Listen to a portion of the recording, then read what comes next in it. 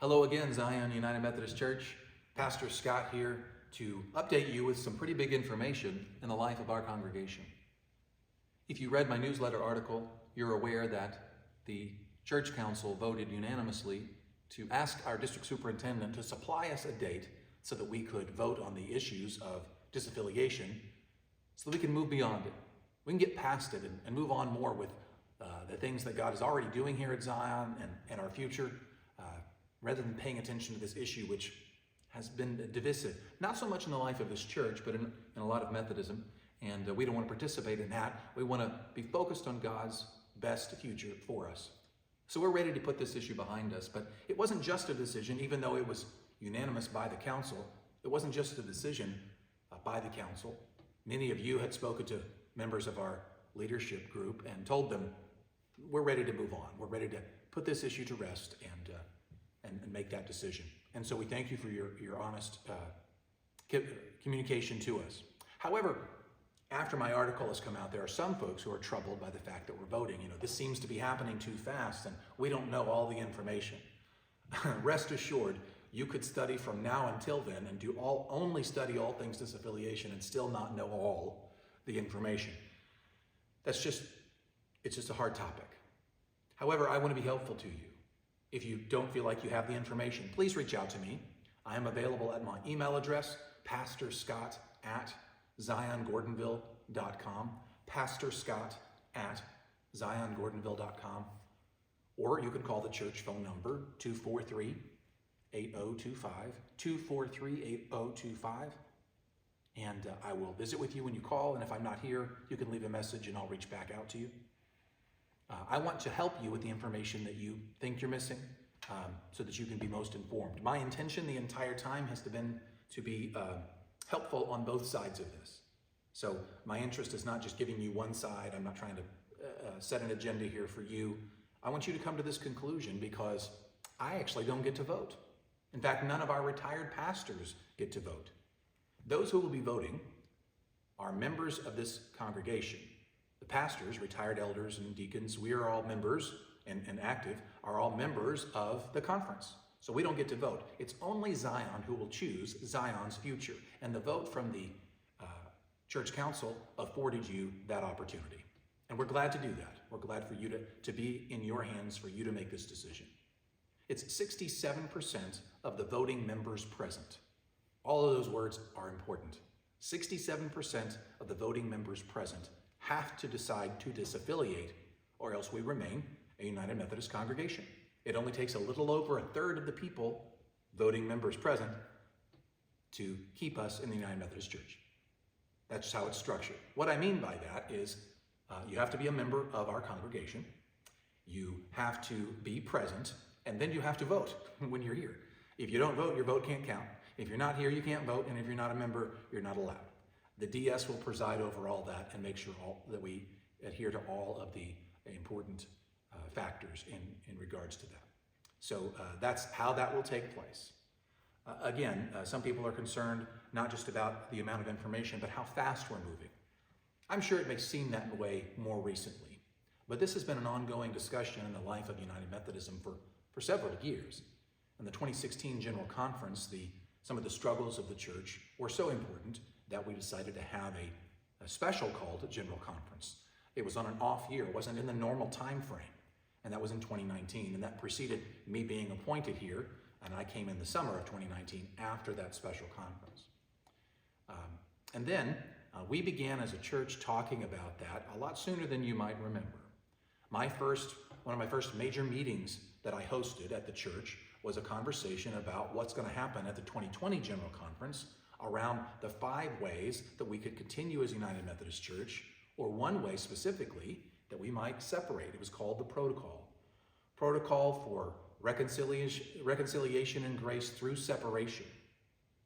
I led a meeting about that in the basement of the church fellowship hall in January of 2020.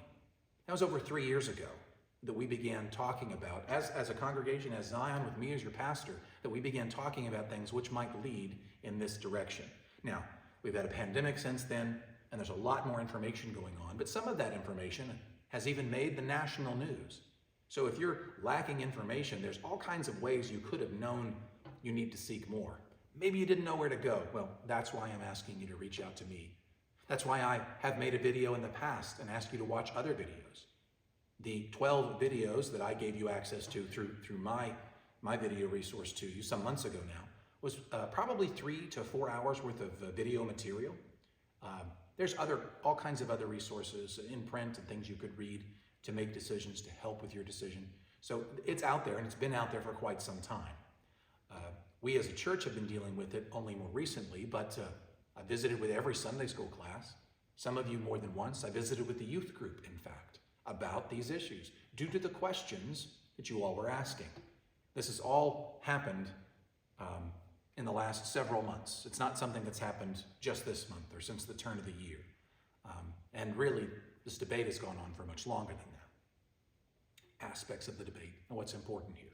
At that 2019 Special Call General Conference is where this paragraph for disaffiliation was placed in the Book of Discipline. So certainly since 2019, we've been well aware that there is a process for disaffiliation and what it can deal with. I remember this year, past year on the building committee, it came up. What are we going to do as a building committee if we do or if we don't disaffiliate? What does that mean for the building? It's these kinds of questions that you've been wrestling with and has been presented to the building committee long before the architect in August came up to us and presented his presentation during the Sunday school hour right here in the sanctuary. So truly, this has been something that Zion has been dealing with for quite some time. I'm really troubled by some concerns that we haven't had a whole lot of time. We just need to assert ourselves in the time that we have toward the topic, if that's of your concern, because there is time left. We have more than a month from now until March 19th at 3 p.m. when you need to be here as a member to vote on this issue. There are other concerns and other ways of looking at this. So much to talk about. But I don't want to do it all on this video. This is just an advertisement about our time and date. I will say, I am planning on making probably just one more video as we get closer to that date, sort of consolidating the way I see things and what's going on. My interest in that is not to, again, sway opinions. My interest is just to help us understand the issue better and tell you about myself and then ask for something from you in response. Again, before we get to the vote. Other than that, if you need something, please reach out. I'd be glad to work with you. I've really struggled in the last few weeks on this issue. It is taking a lot of my energy and a lot of my time. I'm ready to look forward to what God's going to do at Zion. I don't want to be dealing with this anymore. There's so much excitement that we have in the future. There's continued that building project in front of us. We're finishing our 175th anniversary ideas and times together. There's too much celebration in front of us. There's too much purpose in the life of the church. There's too much opportunity for new guests among us and ways that we can incorporate them into the life of the church. Because we do that around here, you know. If you come to Zion and you're new here, we want to find some place that you get involved. There's too many new people who aren't yet plugged in. That's fantastic work to do. And I'm ready to put this stuff aside so that we can get to the business of being the people of God He desires us to be. I don't think that this is in the way. I think it can become in the way. And we're going to handle it appropriately and move forward from there. I want to remind you again, I am not worried about our future. I am not worried about where we are in the Lord's will. We are faithful and we choose to put ourselves in the palm of God's hand. And as we do, He always continues to lead. I find you to be a faithful people, but our God is always faithful. It doesn't make any difference if we get confused for a moment and lost in our direction. God is always faithful.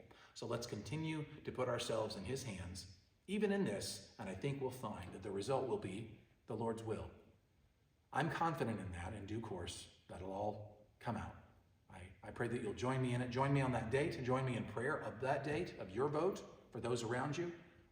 Allow them to vote their conscience, and please do vote yours, and we'll see what God does through us in the coming days. I look forward to seeing you again in worship and in the activities in the life of the church, and I look forward to making sure this is complete. March 19th, 3 p.m., as led by our district superintendent. Until those times, God bless.